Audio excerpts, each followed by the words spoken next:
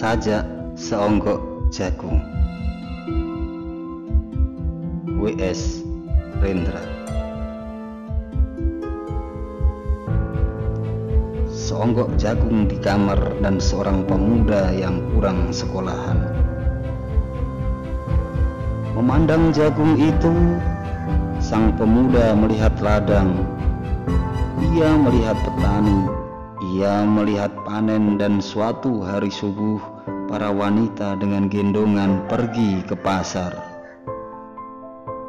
Dan ia juga melihat suatu pagi hari di dekat sumur, gadis-gadis bercanda sambil menumbuk jagung menjadi maizena.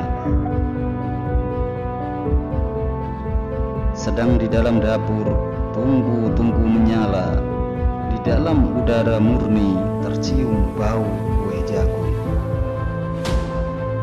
Seonggok jagung di kamar dan seorang pemuda. Ia siap menggarap jagung.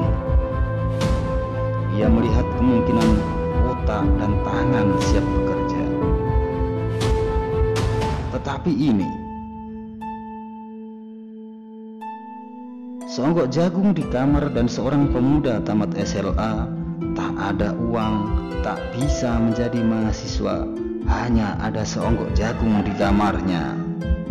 Ia memandang jagung itu dan ia melihat dirinya terlunta-lunta. Ia melihat dirinya ditendang dari diskotik. Ia melihat sepasang sepatu kenes di balik etalase. Ia melihat saingannya naik sepeda motor. Ia melihat nomor-nomor lotre. Ia melihat dirinya sendiri miskin dan gagal.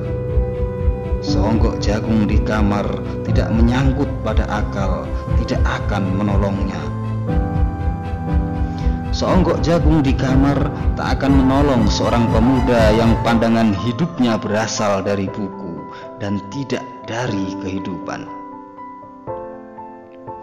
yang tidak terlatih dalam metode dan hanya penuh hafalan kesimpulan, yang hanya terlatih sebagai pemakai tetapi kurang latihan bebas berkarya. Pendidikan telah memisahkannya dari kehidupan. Aku bertanya, apakah gunanya pendidikan bila hanya akan membuat seseorang menjadi asing di tengah kenyataan persoalannya? Apakah gunanya pendidikan bila hanya mendorong seseorang menjadi layang-layang di ibu kota, kikuk pulang ke daerahnya? Apakah gunanya seseorang belajar filsafat, sastra, teknologi, ilmu kedokteran atau apa saja bila pada akhirnya ketika ia pulang ke daerahnya lalu berkata, "Di sini aku merasa asing dan sepi"?